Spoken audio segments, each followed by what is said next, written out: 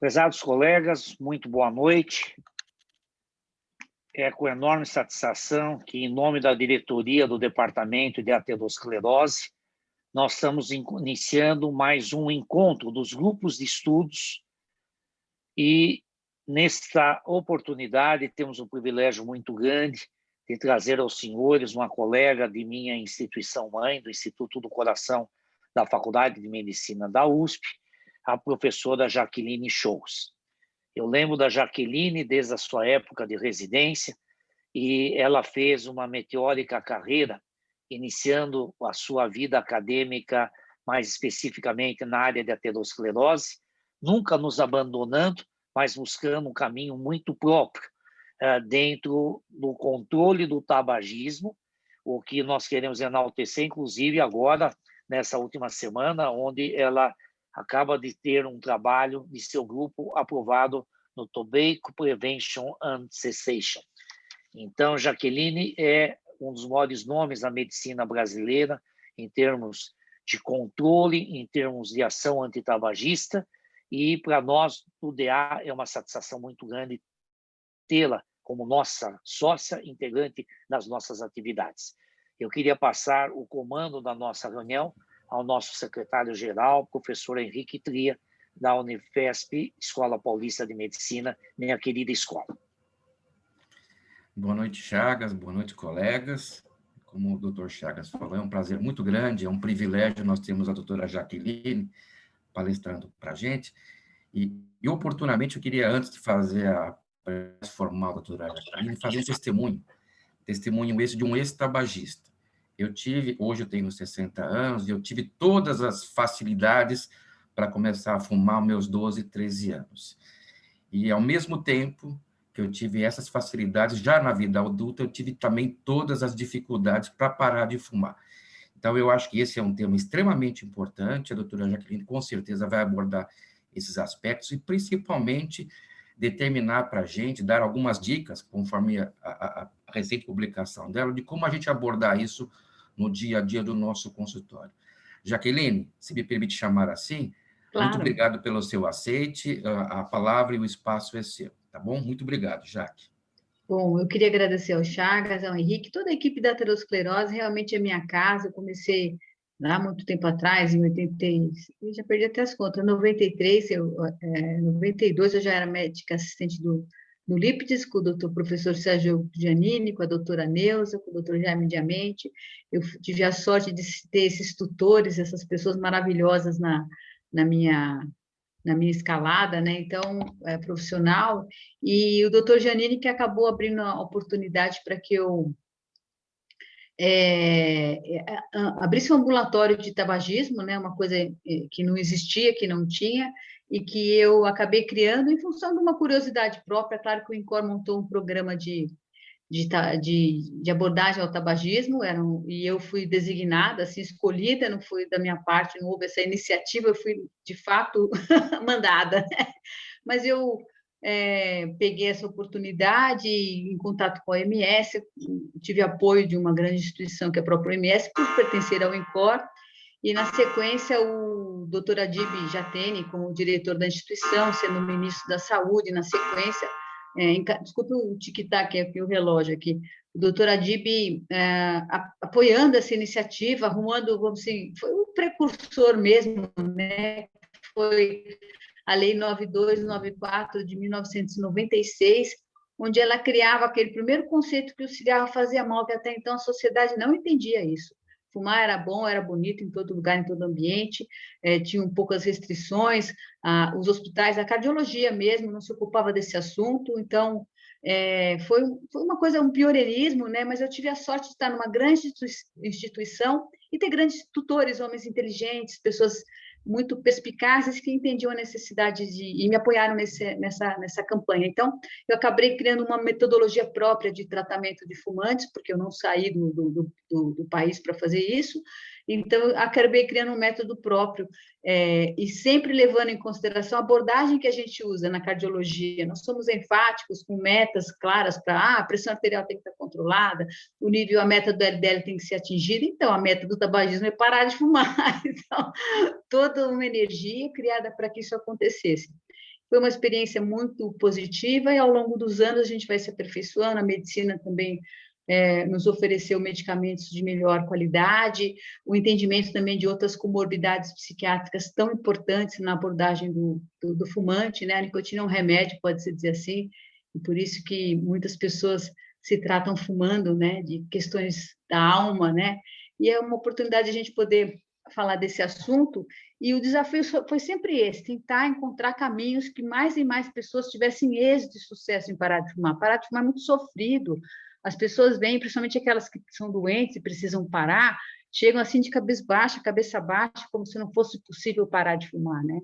E o desafio é mostrar aqui com técnicas adequadas e também perspicácia, né, de tantos anos observando o comportamento dos fumantes e acho que como o Chagas comentou, essa publicação do meu trabalho, que é uma nova técnica, uma nova abordagem, um novo paradigma, e acho que para os fumantes isso é um alívio muito grande, porque até então os métodos antigos pediam para as pessoas, para de tomar café, para de tomar bebida alcoólica, para de viver para poder parar de fumar. Era mais ou menos assim. O cigarro está presente na vida das pessoas, em todos os momentos, então era assim que se abordava, marca uma data para parar de fumar.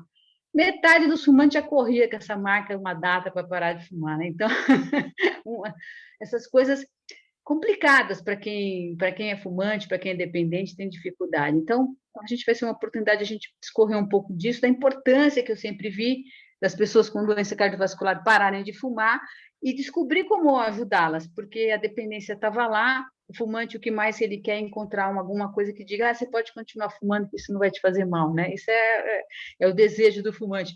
Isso inclui até essas novas modalidades, né? Que o fumante escuta o que ele quer dizer. Claro que não é o que é de verdade, mas essas novas formas de tabaco, que no Brasil não tem ainda, graças a Deus, espero que segure por bastante tempo isso, porque elas têm exatamente esse apego, né?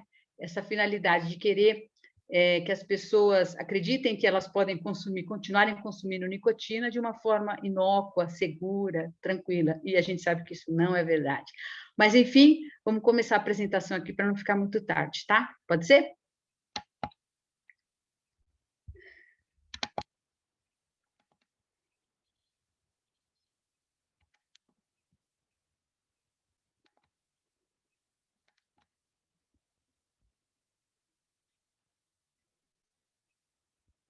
Peraí, deixa eu só colocar aqui.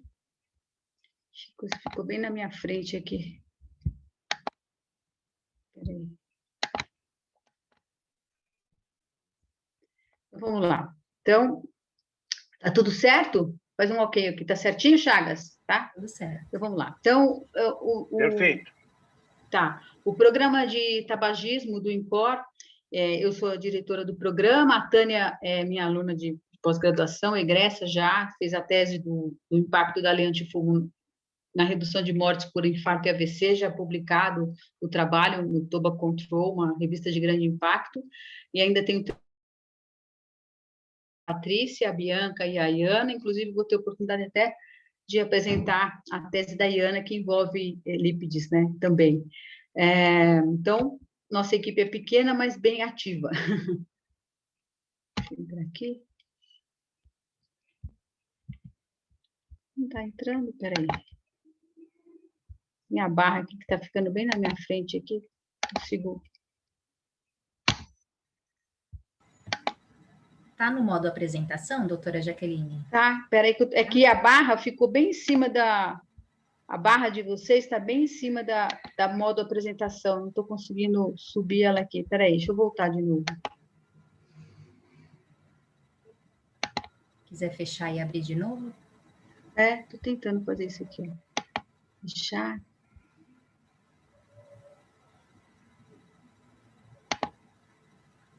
É que a barra está aqui em cima, eu não consigo colocar a apresentação, entendeu? Não sei como é que eu mudo essa barra aqui. Como Se ainda você colocar o modo maximizado, será que não ajuda? Peraí, pronto, vamos ver se eu minimizando eu consigo. Não. Não, maximizando o quadradinho. Esse é a direita do seu mouse. Será que não melhora? Peraí. Zoom. Share. Poxa vida. Nossa. Se bem que nós Saiu de estamos vez vendo aqui, a deixa eu sua sair aqui. apresentação, viu, Jaque? Eu estou vendo. Hã? Eu A estou gente vendo está a sua conseguindo ver tudo. É, dá Então, o para problema ver. é que não está rodando Está para mudando mim de aqui. slide, eu acho, Ah, né? entendi. Não está mudando meu slide, porque ele estava ambulatório. Eu não consigo... A apresentação agora vai dar. Agora sim. Agora deu. Agora sim. Isso, agora Bom, então, o conceito de doença aterosclerótica eu peguei até da diretriz que eu participei em 2017. Isso é muito importante, porque o conceito de aterosclerose vai exatamente definir o conceito do como o cigarro atua, né? Exatamente aonde ele atua. Então, é uma doença inflamatória crônica de origem multifatorial que ocorre em função da resposta, agressão do endotélio e, consequentemente, toda essa inflamação que isso decorre e, com certeza, o cigarro, em função das suas características, ele tem, vamos dizer assim, é um acelerador desse processo de aterosclerose e com suas várias substâncias, né, umas fazendo ações através da ação, a lesão no endotélio, outras aumentando os fatores de coagulação, ou seja, ele é um conjunto de substâncias que, em termos de doença aterosclerótica, ele é um acelerador, e é por isso que a necessidade da cardiologia enfrentar essa condição, esse fator de risco, é muito importante, porque ela é a essência, né? Explica por que as pessoas morrem e infartam tão precocemente, e com isso antecipa assim, a morte, né, dessas pessoas. Então, as características principais do tabagismo: você tem disfunção endotelial, você tem uma trombogenicidade hematológica aumentada, você tem aumento da atividade inflamatória e você tem uma modificação do processo oxidativo. Então, esse conjunto com certeza, determinam por que os fumantes têm a doença cardiovascular, especificamente a doença aterosclerótica, como principal causa de morte. Todo mundo acha que é as doenças respiratórias, o pulmão, né? Você é cardiologista, né? Não entende muito a relação entre tabagismo e doença aterosclerótica, mas nós, cardiologistas, entendemos muito bem por conta disso tudo. Então, se a gente pegar aqui disfunção endotelial, vários trabalhos que mostram isso. Quando você pega fumantes e ex-fumantes, você vai avaliar qual é o comportamento da disfunção endotelial, ela é muito maior em fumantes correntes. Isso é interessante, os ex-fumantes são beneficiados, isso é muito importante.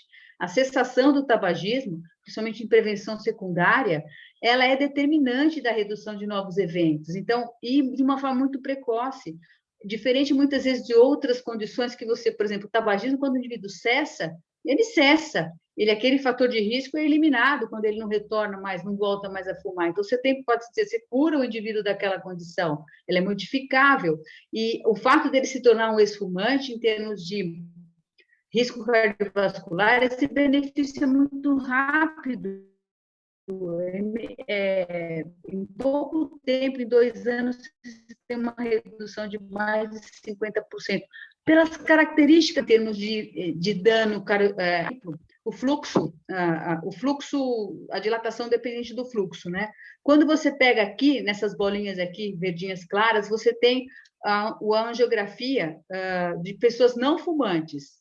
Quando você pega um indivíduo que é fumante, se tiver irregularidade, o fluxo já é menor. Quando você vai de não fumantes, mas com presença de lesão, olha que interessante. Deixa eu ligar aqui a bateria. Quando você vai pegar indivíduos que estão na condição de serem fumantes, mesmo sem lesão, o fluxo já é como se ele tivesse lesão aterosclerótica.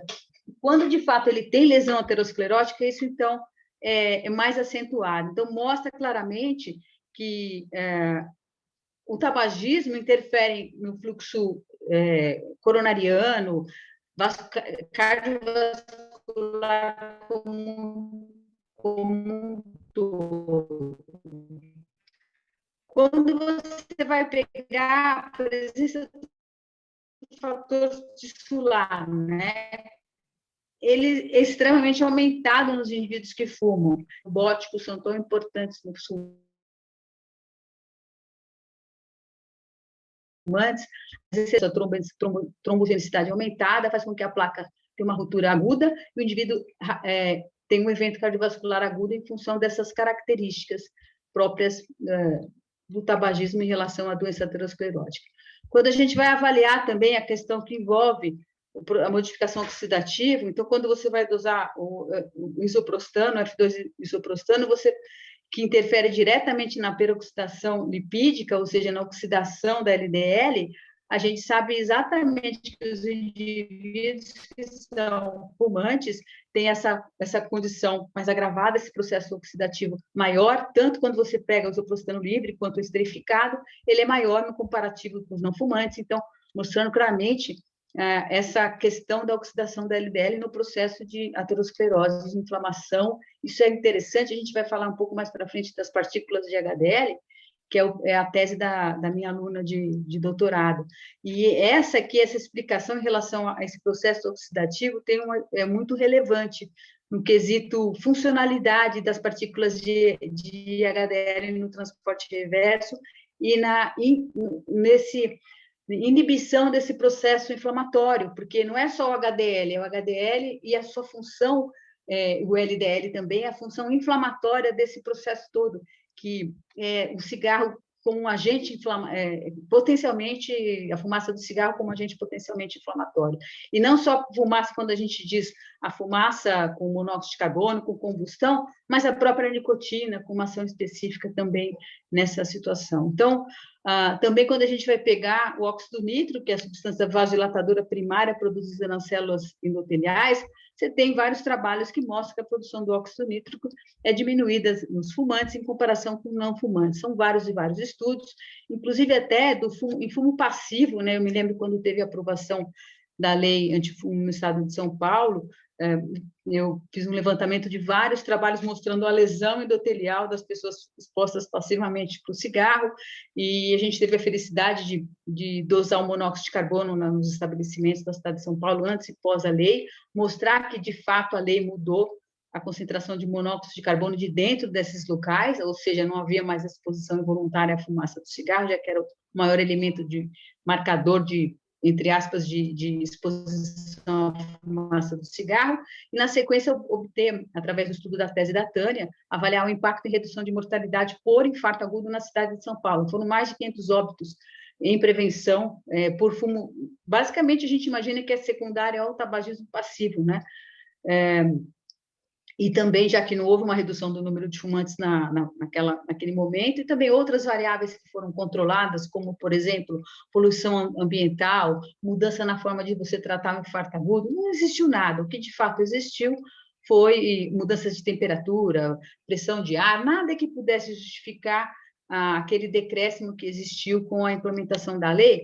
Eu costumo dizer que leis como essa são que nem cinto de segurança, né? Você aplica a lei e, de imediato, você tem uma redução no número de mortes e acidentes, né, quando houve o uso do cinto de segurança, principalmente trauma de face.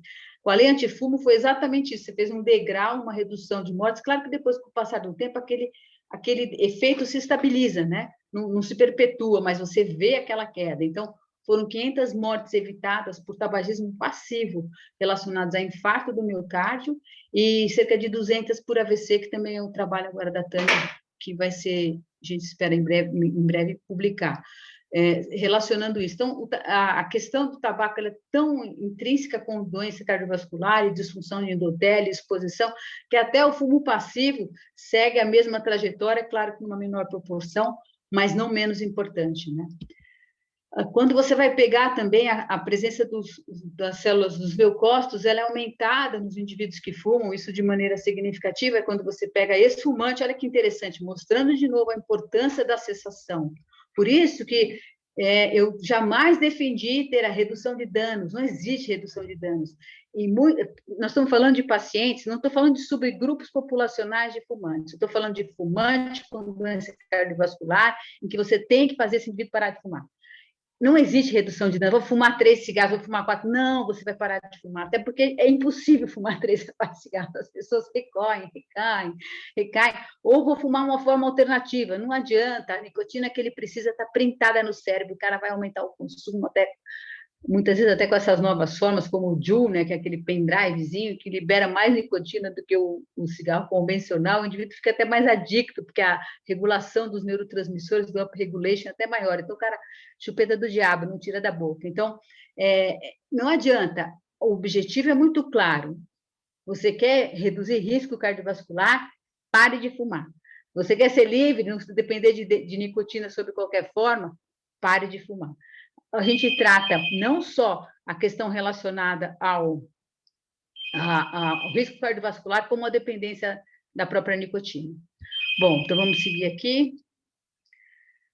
Então, dá para ver claramente a presença dos linfócitos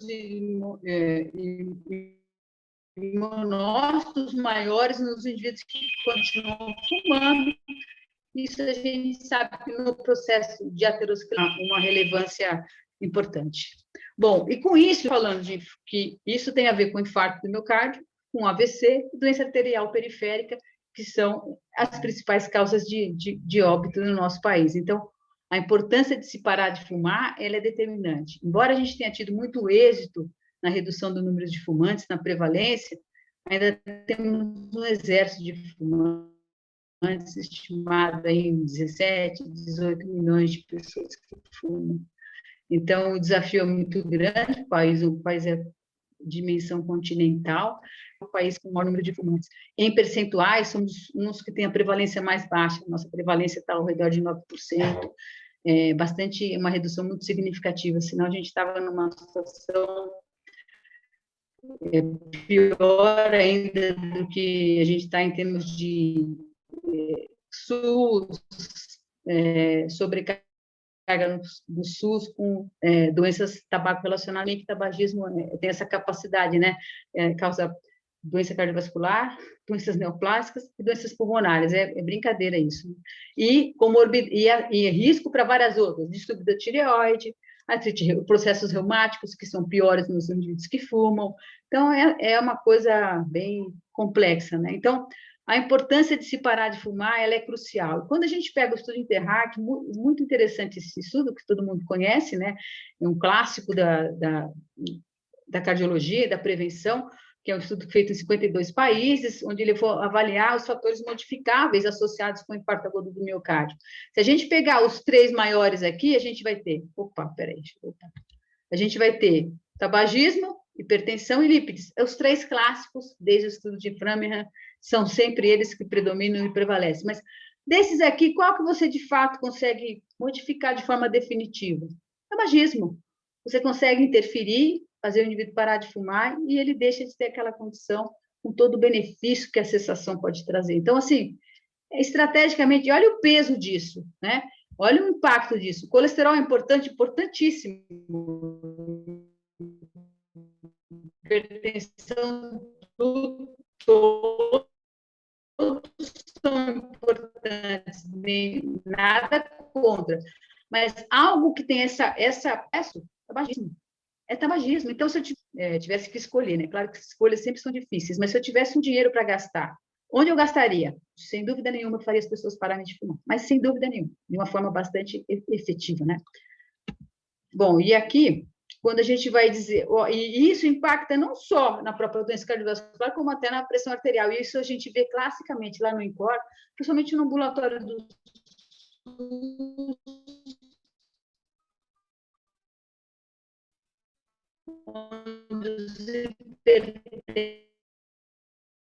é claro, por uma triagem de seleção natural, a gente tem hipertensos grandes isso, né? E aqueles que têm uma hipertensão leve, a nível de consultório, vamos dizer assim, que não é esse paciente triado do nosso ambulatório do SUS, nos hipertensos leves, alguns têm até a possibilidade de se livrar mesmo da medicação antihipertensiva. É muito interessante como o controle disso, essa interação é importante entre os fatores de risco, né?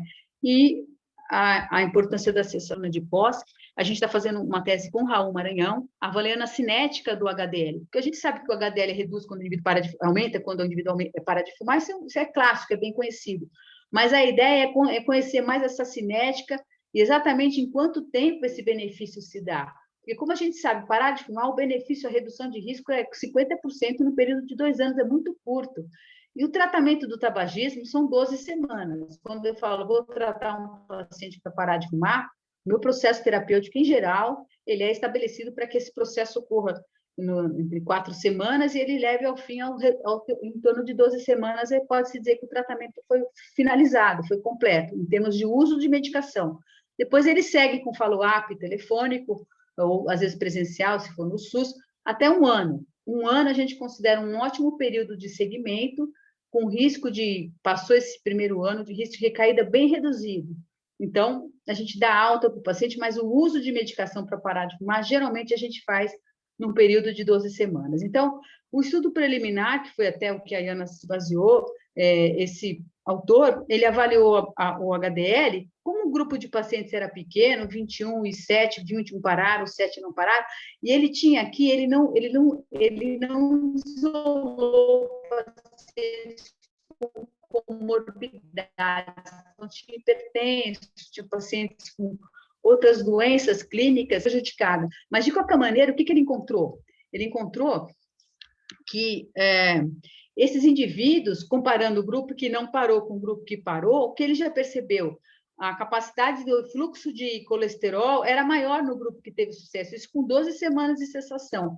E o processo inflamatório do HDL também era menor, então havia uma redução da inflamação e a molécula de HDL, embora não tenha aumentado em quantidade aqui pelo estudo dele, ela era mais ativa, ela tinha uma capacidade de carregar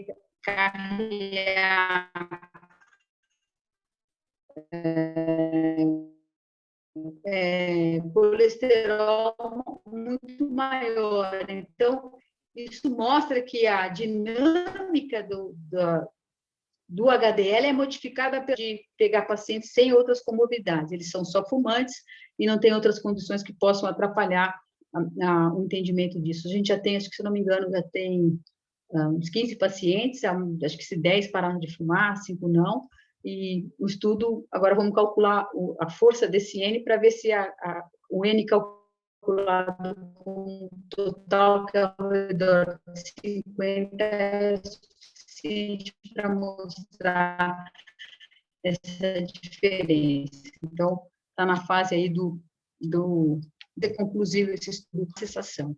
Então, assim, o mais importante, e essa é a minha missão aqui, porque todos sabem da influência de como o cigarro interfere na aterosclerose, isso não é o que eu tenho para contar de novidade, né? Isso a gente encontra fácil, é só pesquisar, não tem dificuldade nenhuma. O peso das evidências são tão importantes, né? E se você quiser pegar novas formas de tabaco, também tem uma enxurrada de material sobre cigarro eletrônico, as coisas na medida que mais usuários desse produto aparecem, as evidências sobre isso são também bastante sólidas em relação à manutenção do risco cardiovascular com esses novos produtos, embora não tenham combustão, eles têm, a quantidade de nicotina é muito elevada, e todo esse risco que envolve o processo de aterosclerose é mantido. O estudo da Califórnia, o Stanton Glantz, já mostrou que usuários de cigarro eletrônico têm o mesmo risco cardiovascular dos usuários de cigarro convencional, seria o dobro dos não fumantes em termos de mortalidade por infarto. Então, acredito eu que para a doença cardiovascular, isso não fica nenhum ganho em termos de benefício aterosclerótico e cardiovascular. A princípio, tudo indica isso. Agora, vamos ver em relação a outras doenças, que, como eu te falei, o cigarro tem uma capacidade de matar tão grande, não sei se outras doenças como os cânceres, isso vai ter algum peso. Mas o que eu tenho para dizer é que eu quero que meus pacientes, os nossos pacientes e de todo mundo, não achem que vamos trocar a forma de fumar, que isso é suficiente para viver melhor. Não, vamos parar de fumar. Então, o que a gente quer é libertar as pessoas da dependência à nicotina, não importa a forma. Cigarro eletrônico, cigarro aquecido, pendrive de cigarro, não importa.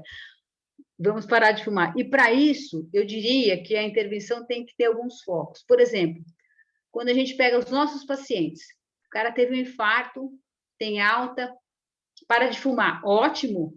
Esse aí, 50% dos pacientes que têm uma doença dessa gravidade, como infarto do miocárdio, ou AVC, ou a própria gravidez, para de fumar. fumar. O problema são os outros 50%, que são os que sobram, que a gente tem que tratar. Então, sempre lembrar que esse é um quadro de depressão ou um quadro de ansiedade, um subdício de ansiedade generalizado, isso dificulta a cessação por demais.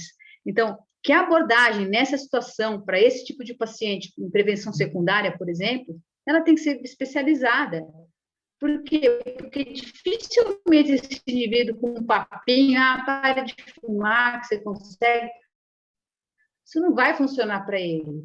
Isso é o que ele menos quer ouvir. Ele quer ouvir algo objetivo. Bom, e aí, como é que eu vou parar de fumar, doutora? Não é que os classistas têm um infarto, fazer um cateterismo, fazer uma cirurgia de você falar, você precisa parar de fumar? Você não está dizendo nada para ele. Pelo contrário, você está irritando ele com uma coisa que é óbvia, né? É óbvio isso. Então, a abordagem tem que ser especializada. Esse cara tem que ir para um centro de referência, né? E hoje a gente tem vários lugares, durante a Zanese tem, vários lugares tem, né? Minha mudança de paradigma, que eu já mencionei, que é uma coisa que eu faço tabagismo, sei lá, há muito tempo, desde 93. E, assim, quando você vai ler, a coisa é muito assim, você, olha, evite gatilhos, não tome café, muda a tua maneira como você vai sentar, o lugar que você vai estar. Poxa vida, isso para o camarada não funciona. Então, eu tive observando fumantes, eu observei que quando os pacientes estavam em uso de vareniclina, que é um bloqueador específico do receptor de nicotina, é o melhor remédio que tem para parar de fumar, diferente dos outros, ele tem ação de imitar a ação da nicotina, mas é o único que bloqueia o receptor, e o camarada perde o prazer de fumar. O que ao longo dos anos eu uso vareniclina desde 2006, quando surgiu já o medicamento, fiz parte de vários protocolos com o medicamento, ainda fase 3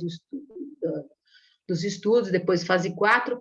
Eu percebia que alguns pacientes percebiam esse efeito do bloqueio do prazer de fumar e aí se desinteressavam em fumar exatamente porque não tinha mais prazer, paravam de fumar. Só que isso era um universo de uns 30%. 70% brigava comigo, falava, doutora, a senhora fez eu gastar um dinheiro com esse remédio não funciona, eu estou fumando igual que eu sempre fumei. Chega essa data, como é que eu vou parar de fumar se eu tenho uma vontade de fumar, eu penso no cigarro, eu quero fumar? E aí eu fui vendo que isso não estava legal. E aí eu pensei, peraí que eu vou pôr... Como eu percebi que alguns percebiam, outros não, eu falei, vou fazer todo mundo perceber esse efeito. Porque quando eu pedi, parece até jocoso, mas é verdade. Eu lembrei do castigo que a gente ficava lá quando era criança, quando fazia coisa errada, vai para o cantinho do castigo, né? Parar para pensar e se concentrar. Então, eu falei, vou fazer todo mundo fumar de pé olhando a parede. E foi isso que eu fiz. Então, desde 2015, eu adotei essa técnica e eu percebi... E aí, eu não proibi a pessoa de fazer nada, não precisava parar de tomar café, não precisava parar de tomar bebida alcoólica, eu só pedia para que no 8º dia do tratamento, ela se levantasse quando ela tivesse que fumar, se isolasse, fosse num lugar diferente de onde ela sempre fumou, de preferência área de serviço, banheirinho da empregada, ficasse de pé lá, que nem um monumento, olhando a parede. E isso, depois, olha que interessante, por conta até do Covid, gente, foi mesmo, quando eu estava interessada em saber qual a relação do Covid com o tabagismo e do sistema renina-angiotensina, pesquisando isso, eu descobri que tem um circuito cerebral de alfa-7, que é onde fica a memória do tabagismo, essa memória associativa. E nenhum medicamento para parar de fumar atua nesse setor. A única maneira de você modificar essa maneira de fumar, não só a questão química, porque o desejo de prazer de fumar também depende da própria abstinência, pela queda no nível de dopamina, mas esse circuito é onde os medicamentos atuam. Alfa-4, beta-2, a vareniclina, de alguma maneira a bupropiona tentando sempre elevar a dopamina. Isso para não deixar cair dopamina, para que você não tenha abstinência por queda de dopamina. Mas esse circuito de memória associativa é outro circuito, é uma memória. E a única maneira de você substituir é criar uma memória em cima disso. Então, qual a memória que eu quero que os fumantes tenham? Não aquela que eles sentam, acendem um cigarro, depois da refeição, tomando café ou batendo um papo. Essa não, ele já tem essa memória. A única maneira de eu descondicioná-lo é eu desassociar. Ele tem que aprender a tomar bebida alcoólica aqui, mas eu tomar de castigo, olhando a parede. Se ele se retirou, já causou já um desconforto para ele, que ele tem que se deslocar, vai olhar a parede. O que acontece? O receptor está bloqueado. Mal ele consegue fumar o cigarro inteiro. Então, aquela sensação que antes ele tinha vai ser substituída por essa nova. Então, isso é um processo de descondicionamento. E isso não requer medicação, requer o quê? Você ter um novo aprendizado em cima, é um recondicionamento. em cima daquela situação.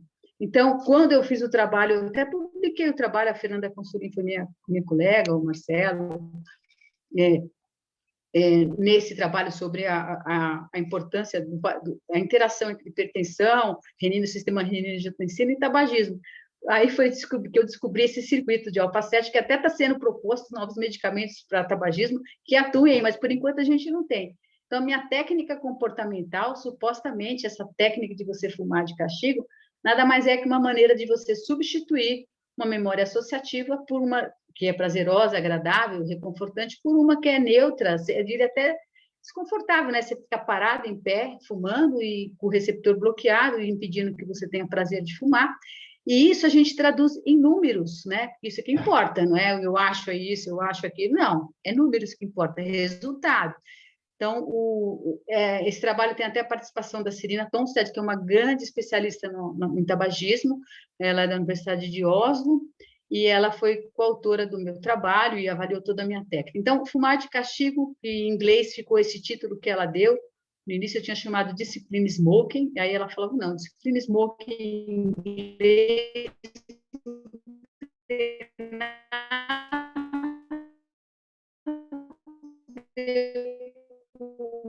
isso que você está fazendo. Esse ficou esse título, por isso que a partir do 8º dia do tratamento, em pé, sozinho, olhando, não pode estar conversando com ninguém, o ato de fumar tem que ser um ato isolado, como essa senhora está aqui. Ela está em pé, parada, olhando a parede. E isso com o receptor bloqueado, gente, é terrível. Assim, a pessoa fica, o que eu estou fazendo aqui? Fica crítica, ela começa a desconstruir o modelo, sem ninguém obrigá-la a parar de fumar, sem ninguém pressionar, proibir, não pode fumar, e deixa o camarada com mais vontade de fumar ainda. Qualquer coisa que aumente a ansiedade, aumenta o desejo de fumar. Então, aqui o resultado disso. O que a gente fez? Eu peguei meu banco de dados pregressos de 2011 até 2014, onde eu tratei inicialmente 409 pacientes, 324 tomaram efetivamente vareniclina. Eu também tenho um trabalho meu que é de associação de fármacos, é tipo tratamento da hipertensão. Quando eu começo com o remédio não parou, eu vou associando. Exatamente o tratamento escalonado que eu chamo. Eu começo com medicação mais potente, mas a gente sabe que tem uns pacientes que têm uma dependência maior, você vai associando. Olha que interessante. Então, de 324 que eu tratei, 208 tomaram só vareniclina, 53 é combinado, 41 vareniclina, mais inibidor da recaptação de serotonina. Não é para parar de fumar, mas é para tratar a ansiedade relacionada ao tabagismo. E alguns fizeram terapia tripla, que a gente chama, né? Vareniclina, bupropiona e inibidor da recaptação de serotonina. A taxa de sucesso desses pacientes com 12 semanas com monoximetria foi de 54%. Quando eu pego aqui à direita, que eu usei essa metodologia, o ano de 2015 foi o ano de transição. Por isso que eu não coloquei os pacientes que eu tratei naquele período. Foi aquele ano que eu tive a ideia, mesmo não, observar o comportamento das pessoas. Então, a partir de 2016, eu sistematizei essa abordagem, inclusive, a partir do 8º dia da medicação, o paciente vai fumar de castigo. E antes era no 14º dia, eu pedia para os pacientes fumarem de castigo, pararem, marcar uma data e parar de fumar, que geralmente é no 14º dia. Antes, aqui nessa fase de 2011 a 2014, que é o que está na bula. Se você for olhar a bula do medicamento, ela pede para que você, a partir do 8º dia, você marque uma data para parar de fumar. Então, isso é completamente inovador. Então, nessa casuística, começamos com 331, 281 efetivamente começaram vareniclina, desses 122 monoterapia, 54 com bupropiona, todos começam com vareniclina, e na medida que o tratamento vai prosseguindo, não conseguiu parar de fumar, ou tem quadro depressivo, de ansiedade, é que a gente associa, ou no caso, o inibidor da recaptação, e a bupropiona para ajudar na cessação naquele que até a 4ª semana não para, eu entro com bupropiona para que eu consiga parada total. E olha que interessante. Então, a abordagem em relação à associação de fármacos é a mesma. A partir da 4ª semana não parou com bupropiona, com vareniclina. O inibidor da recaptação sempre quando houver um quadro depressivo ou de ansiedade importante, que pode atrapalhar o tratamento. Então, como vocês podem ver, a taxa de sucesso foi para 77% em 12 semanas. E aí, a gente tem um quadro de recaída até completar 52 semanas. A gente teve aqui 20% de recaída, as características bastante semelhantes entre os grupos, né? Agora, a prevalência, isso que eu quero chamar a atenção de vocês, a prevalência de depressão, distúrbio de humor e ansiedade é altíssima. Então, e eu estou falando de pacientes, como vocês podem ver aqui, eles têm comorbidades cardiológicas, hipertensão, doença coronariana, diabetes, lipidemia, os pacientes nossos, né, do dia a dia, né? Doença cardíaca, arritmia, assim vai, doença obstrutiva crônica. Esses pacientes são de convênio, não são pacientes do SUS. Se fosse do SUS, ainda era mais crítico essa situação, né? Era mais, a quantidade de doenças é maior, porque não, agora é prevenção secundária, então, lá embaixo no SUS, eu só tenho paciente com muitas comorbidades. No convênio, muitos vêm só com, às vezes, uma hipertensão, parar de fumar, mas não é a gravidade do paciente do SUS. Por que eu tive que fazer o protocolo em cima? No convênio? Por causa da medicação. Por causa da medicação. O SUS não oferece, a gente tem poucos tratamentos de vareniclina para o SUS, consegui padronizar, mas é um número restrito. Então, aqui não, a gente prescreve a primeira opção, a vareniclina, e vai associando conforme não chega no endpoint. Então, muitos desses pacientes, o diagnóstico de depressão e ansiedade, sou eu que faço.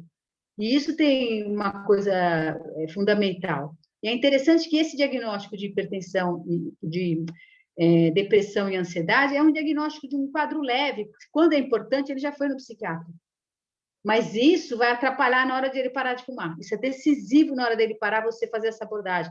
É interessante que dose baixa de inibidor da recaptação 10 miligramas.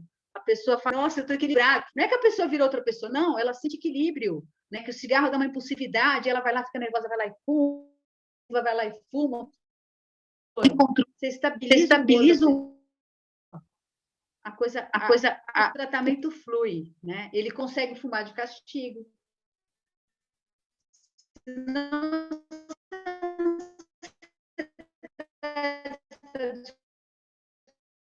lá nem fumar ele consegue, a possibilidade é tão grande que ele não vai, eu vou ter que sair. Assim, se ele está concentrado naquilo, vou fumar com vontade, mas o odds ratio é de 1,26 a 1,6. Pega o grupo especificamente com vareniclina, tem um negócio aqui na frente, 8, né? Então, eu quase duplico a chance de fumar. Nos demais, é interessante, quem precisa de associação de medicamento, no tratamento eu consigo. A técnica, porque ele aderiu ao tratamento, interferindo, mas aquele que está em monoterapia, ela é fundamental, porque ele vai ajudar ela a parar de fumar. Abandona o tratamento. Se você dá vareniclina para um cara que tem uma data certa para parar de fumar, chegou na data certa, ele não parou, o que ele vai fazer? Bem provável que funciona, ele desiste do tratamento. Não tem uma data estipulada, que geralmente os pacientes param de fumar na quarta do castigo, o progresso até, e aí ele percebe, isso aqui está indo bem, eu vou me livrar do cigarro. Então, isso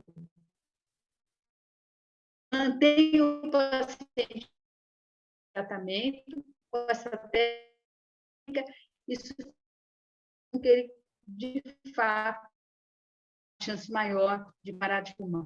E dizer que, disso tudo, não temos drogas desde 2000, a última foi a vareniclina, mas é uma droga maravilhosa desde que usada. Muitas vezes, como eu falei, ela precisa do inibidor da recaptação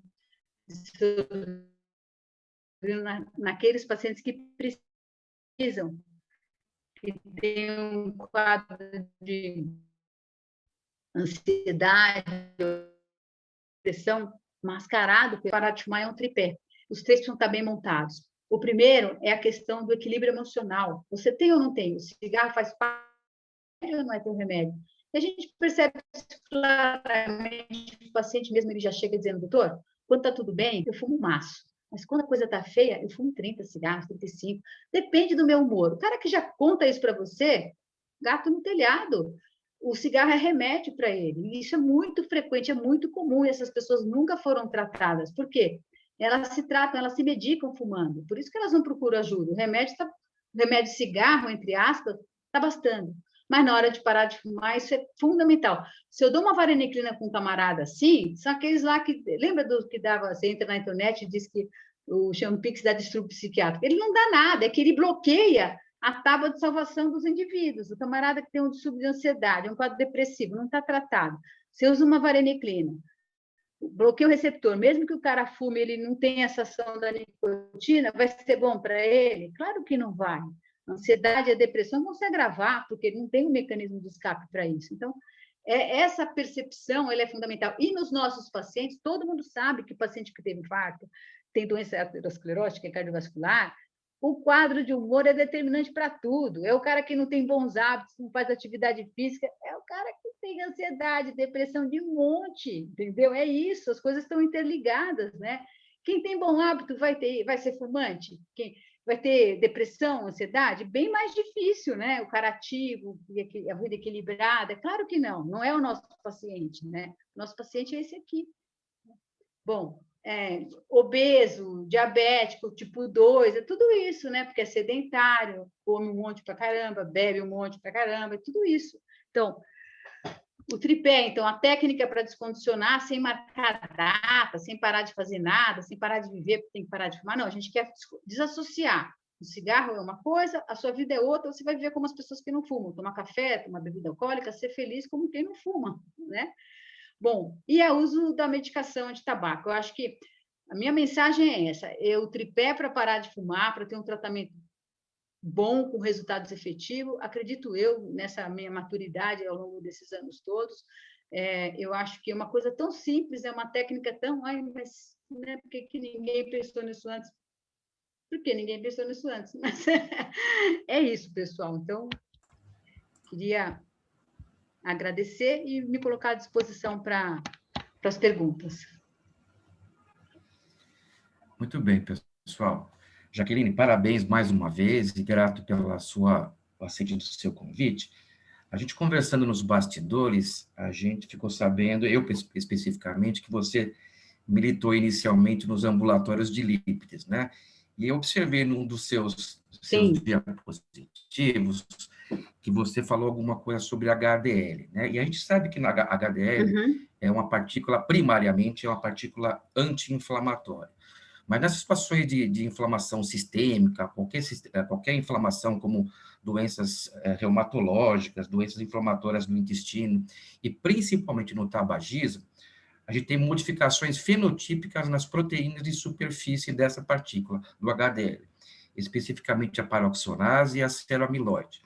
Eu queria saber se o cessar do tabagismo remodifica, ou seja, torna original essas partículas com características anti-inflamatórias, ou se ela se perpetua como uma partícula com modificações fenotípicas, ou se você leu alguma coisa em relação a isso. Então, o trabalho da Iana, exatamente, ele tenta, que a gente está fazendo a cinética do HDL com o Raul Maranhão, aquela que faz a cinética do HDL antes do paciente parar de fumar e 12 semanas depois.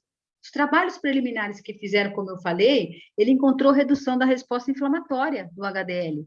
E mesmo não tendo uma quantidade de HDL maior modificada, naqueles poucos casos que ele teve, o que aconteceu? Ele percebeu que a funcionalidade do HDL para fazer o transporte reverso era mais efetiva. Então, a molécula não aumentou em quantidade, mas a funcionalidade dela foi recuperada. E eu acredito com uma redução de risco cardiovascular em prevenção secundária é significativa, né? Eu acho que o paciente de prevenção secundária é o nosso paciente ideal para testar esses modelos, porque ele já teve evidência da doença e você consegue barrar esse processo na medida que ele pare de fumar. Então, por isso que a gente está fazendo essa abordagem, e aí em população diferente da prevenção secundária, essa resposta de uma maneira mais, vamos dizer assim, precoce, porque essas pessoas são mais jovens, porque não têm outras comorbidades, e a gente vai poder avaliar se essa funcionalidade, mesmo nesse indivíduo mais jovem sem doença, se isso se modifica só pelo fato dele parar de fumar. Acho que o trabalho da Iana tem, assim, bastante mesmo colocou, né? Dessa retorno dessa funcionalidade. Se é uma coisa disfuncional, que eu acredito que na doença aterosclerótica, com o tabagismo, tem uma questão de disfuncionalidade, entendeu? Eu costumo dizer que eu falo para os meus fumantes, né? Eu falo assim, gente, aqui é um cabo de guerra. O cigarro fica te agredindo e você a todo momento se defendendo. Todo momento, até o momento que a corda rompe, é quando vem a disfuncionalidade. Mas você tem total condição de reverter isso se você voltar para a condição que você para de agredir seu organismo, né? Eu acho que essa é a condição. É um processo inflamatório contínuo, você está enfiando substância a todo momento lá. Então, esse conceito que eu acho que o cigarro é disfuncional mesmo, né? Jaque? A doutora Oi? Carla acho que quer fazer uma pergunta. Carlinha, só um segundinho, nós temos Pois uma não, pergunta pois não. aqui no Chagas, Pois eu não. já te passo a palavra, tá, Carlinha? Pois não. O Santiago Nunes pergunta, o Jaque, mesmo os pacientes com dependência leve vão necessitar do uso de vareniclina? Na sequência, a Carlinha emenda a sua pergunta. Pois não. A dependência, eu não quantifico mais dependência pelo número de cigarros, né? Eu quantifico dependência pelo comportamento. Se o indivíduo necessita fumar para se concentrar, se ele necessita fumar para se acalmar, ou se ele está chateado, aborrecido, triste, ele tem essa necessidade de fumar, não importa o número de cigarros que ele fuma. Então, essa questão de o que é baixa dependência, é porque fuma 5 cigarros por dia? Eu já tive mais dificuldade de tirar 5 cigarros de alguém do que um maço. Então, essa questão da dependência, eu acho que o próprio paciente tem que relatar. Você tem dificuldade em parar de fumar? Você já tentou? Eu recebo pacientes que fumam 5, 6 cigarros. Na pandemia, aumentou o consumo. As pessoas aumentaram porque estavam confinadas, não iam para o trabalho, aí tem mais liberdade de fumar em casa. Então, muitas vezes, a falsa baixa dependência transpareceu na pandemia. Isso é interessante. Então, às vezes, o consumo baixo não quer dizer baixa dependência. Isso que as pessoas têm que avaliar muito bem. O paciente tem dificuldade, ele está reportando para você, tem que ser tratado da melhor maneira possível. A dependência não é número de cigarros, é sim comportamento, é adição. Eu preciso fumar, eu tenho que fumar e preciso, cai o mundo se ele não for fumar, dependente. Jaque, eu queria te perguntar, você sabe que eu gosto muito, e é uma área que eu acredito, que é a prevenção cardiovascular e a prevenção de tabagismo. Na tua expertise, nesses anos todos de tratamento do paciente, não te fica ainda uma grande angústia de que por que a gente ainda consegue inserir nesse contexto de fatores de risco tanta gente ainda iniciando o tabagismo em idade tão precoce, ao ponto das nossas diretrizes de prevenção cardiovascular trazer o tabagismo como doença de infância. Doença de infância. E a gente sabe que ele tem uma grande correlação do aumento da probabilidade desse indivíduo vir a fazer uso das outras drogas, né? Que é a grande porta de entrada. Sim. Como é que você pensa que nós, enquanto visão de saúde pública, enquanto visão de educação e saúde, você acha que a gente pode reverter esse panorama, que é um panorama que, para mim, me angustia demais, de ver o jovem, agora mesmo você me encaminhou a semana passada um artigo que eu li, daqueles 19 mil estudantes, né, que foi feito, e viram que ali tem 3 perguntas-chave. A primeira é, você conheceu o assunto sobre os vaporizadores, né, que seria o tabaco e os produtos de tabaco. A primeira, como é que você conheceu isso? O segundo, você fez uso, e terceiro, você faz uso continuado. E tem uma correlação enorme com a experiência familiar. O que mais mostrou ali, que o paciente que o jovem acaba ficando, é a experiência familiar. Como é que você acha que a gente, enquanto grupo de especialistas, a gente, obviamente que não menosprezando o teu trabalho, que é fantástico tirar o indivíduo da doença, mas a gente tentar evitar essa doença. Como é que você vê isso? Qual a tua expectativa? E o que você tem para nos dizer enquanto especialista nisso? Como é que a gente pode tentar diminuir esse grande impacto do novo tabagista que a cada dia chega e cada dia mais cedo, com 15 anos, com 12 anos, com 10 anos de idade? Eu acho que, assim, a abordagem disso envolve saúde mental. nas escolas, todo mundo fica preocupado com a saúde física, né? Quando você fala de dependência, o uso de droga, não só cigarro, que é a porta de entrada, o cara vai para o outro degrau, que é a maconha. Hoje é uma questão de saúde pública, maconha. O que você tem de pessoas iniciadas, jovens em maconha, como se fosse algo tranquilo, é um absurdo. Então, assim, a abordagem de dependência, de substâncias psicoativas, de uso disso, envolve saúde mental.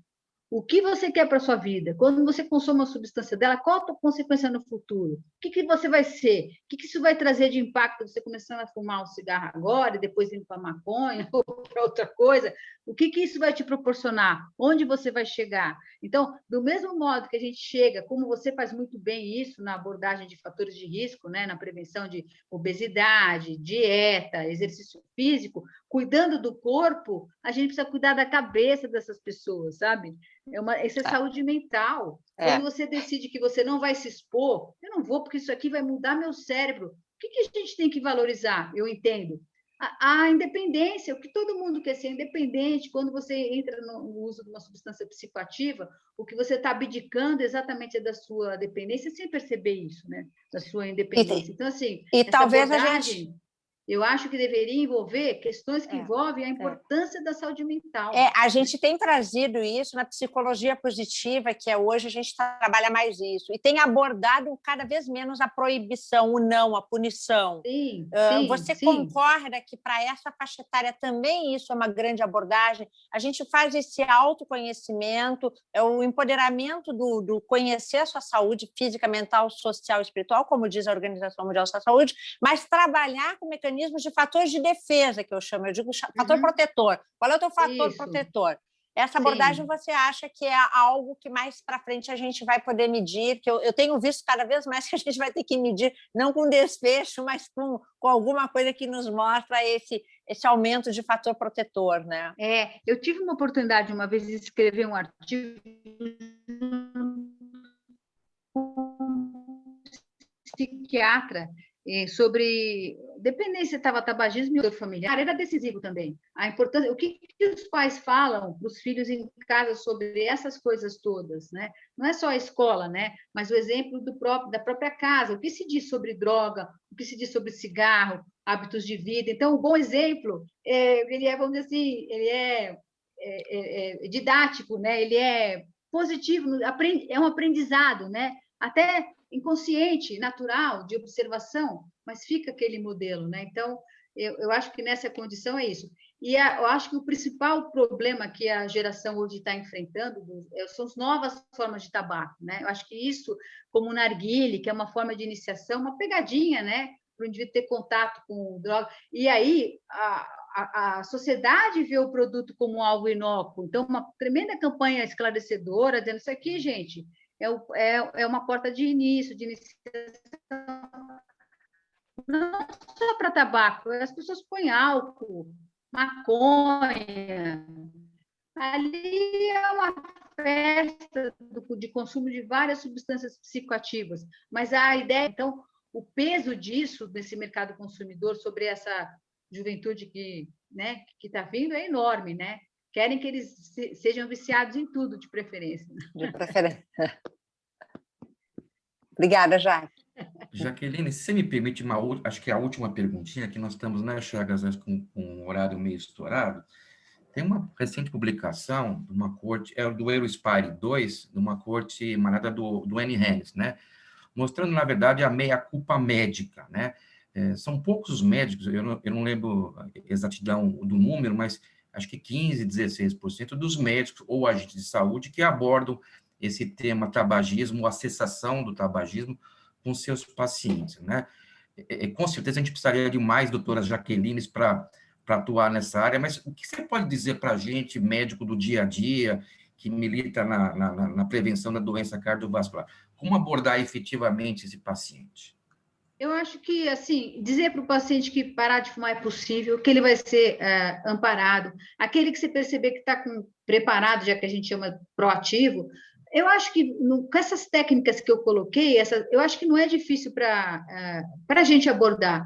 Cardiologista tem mão de usar inibidor da recaptação de serotonina, a gente está familiarizado com isso, né? Porque os nossos pacientes têm quadros de ansiedade e tudo mais. Acho que trata isso preliminarmente, 1, 2 meses estabilizou, vamos parar de fumar, prescreve Champix, não parou com Champix, associa a bupropiona, usa a técnica do castigo, que é muito simples, não tem que dar mais nenhum tipo de aconselhamento, quer fumar, pode, vai lá emparedado, né? E isso evolui, e eu acho que eu estou aqui para dizer que estou desmistificando aquele peso.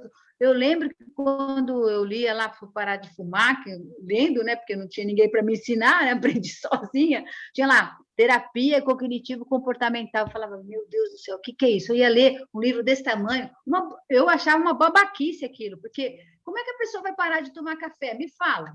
Eu adoro café, imagina eu adoro café de manhã. Como é que a pessoa vai parar de comer, né? Não vai encontrar os amigos? É impossível isso.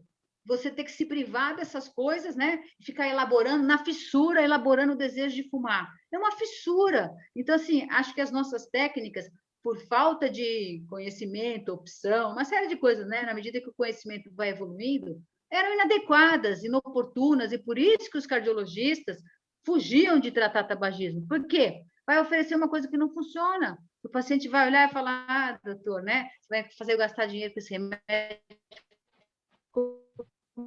Eu já escutei, doutora, paguei R$1.500, isso aqui não me ajuda em nada. Já escutei, cansei de escutar isso, né? Esse cara que inventou variante, ele ganhou o prêmio Nobel, porque a medicação é muito eficiente. É que a gente não sabia como usar, nem o fabricante dela sabia. Mas agora a gente já sabe. Antes de encerrar, Chagas, a gente precisa dizer que esse evento, esse maravilhoso e oportuno evento, teve a chancela institucional da Pfizer Upjohn. Eu não sei se você permite mais alguma coisa, se você quer encerrar, Chagas, eu passo a palavra para você, e já agradecendo mais uma vez, Jaque, parabéns pela sua brilhante e sempre oportuna apresentação.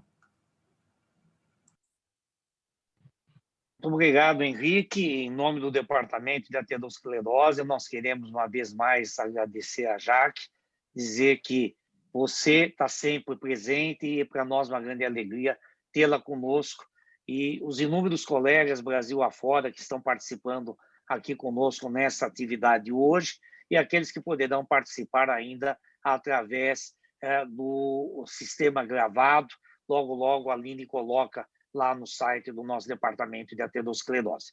Eu quero aproveitar a oportunidade para fazer um convite a todos que estão nos assistindo. No próximo sábado, nós teremos um evento do Departamento de Aterosclerose, é um evento da ciência básica até a prática clínica, com participações internacionais muito importantes e com grandes lideranças da nossa aterosclerose. Será um evento que ocupará todo o período da manhã do sábado, adentrando até o início da tarde. Então, um convite feito a todos para este evento. E também um convite para o dia 8 de março, Dia Internacional da Mulher. Nós teremos um webinar da nossa Sociedade Brasileira de Cardiologia, pelo Departamento de Aterosclerose e pela Diretoria de Promoção de Saúde, e com também o Departamento de Cardiologia da Mulher, onde nós teremos o privilégio de receber a atual presidente do American College of Cardiology, professora Atina Popas, e a futura presidente do American College of Cardiology, professora Deep Ishiporia. Então, será uma noite de muita alegria, muita celebração, mas principalmente de muita ciência. E deixando claro a todos os colegas, o Departamento de Aterosclerose tem inúmeras atividades e nós queremos cada vez mais ter a participação de cada um dos senhores. E que os grupos de estudo que ainda não puderam se apresentar, por favor, entrem em contato com o nosso querido secretário, o professor Henrique Tria, para que se possa fazer o planejamento das próximas sessões. Uma boa noite a todos, muito obrigado pela participação, e a você, Jaqueline, um beijo bem grande, um beijo a todos vocês. Uma boa noite. Obrigada, e, por favor, continuem se cuidando, que a Covid está aí solta e fazendo muita gente doente. Uma boa noite a todos. Muito obrigado. Boa noite. Boa noite.